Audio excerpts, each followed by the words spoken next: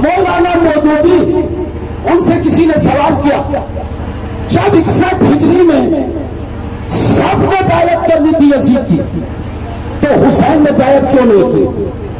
میں آپ کو تاریخ میں ایسے چہرے بھی دکھا سکتا ہوں جنہوں نے یزید کی بیعت کو اللہ اور رسول کی بیعت کہا۔ جب سب نے بیعت کی تھی تو حسین نے کیوں نہیں کی؟ پوری دنیا نے اس کو گالیاں دی، لعنتیں بھیجی، مگر میں نے اس کو گالی نہیں دی، میں نے اس کا شکریہ ادا کیا، کم از کم اس نے اپنے مذہب کا اظہار تو کیا۔ اس لیے کہ منافقت کے عالم میں اپنے مذہب کو چھپانا یہ توہین احمد ہے، ضلالت ہے۔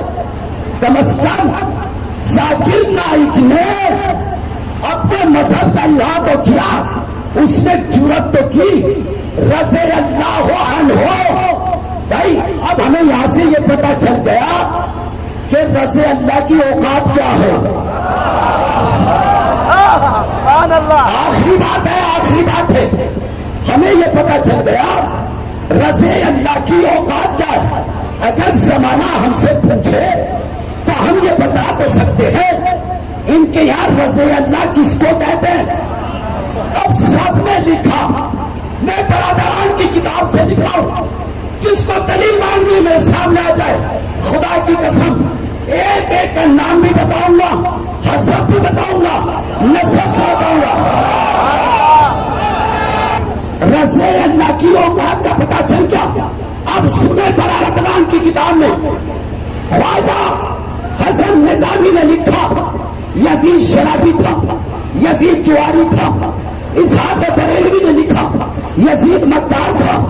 ابن حشام نے لکھا یزید جواری تھا۔ صاحب طبری نے لکھا یزید شرابی تھا۔ ان سب نے کہا جواری تھا، مکار تھا، انہوں نے کہا شرابی تھا، انہوں نے کہا رضی اللہ۔ یزید مکار تھا، انہوں نے کہا رضی اللہ۔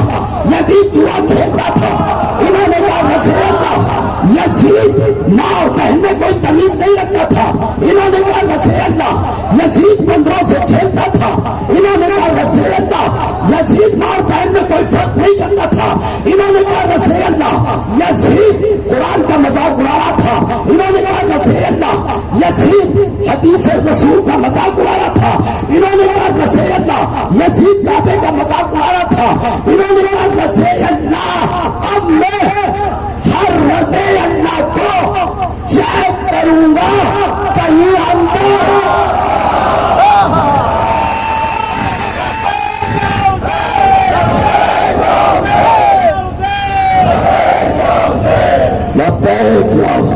اب ہم رضی اللہ کو چیک کریں گے۔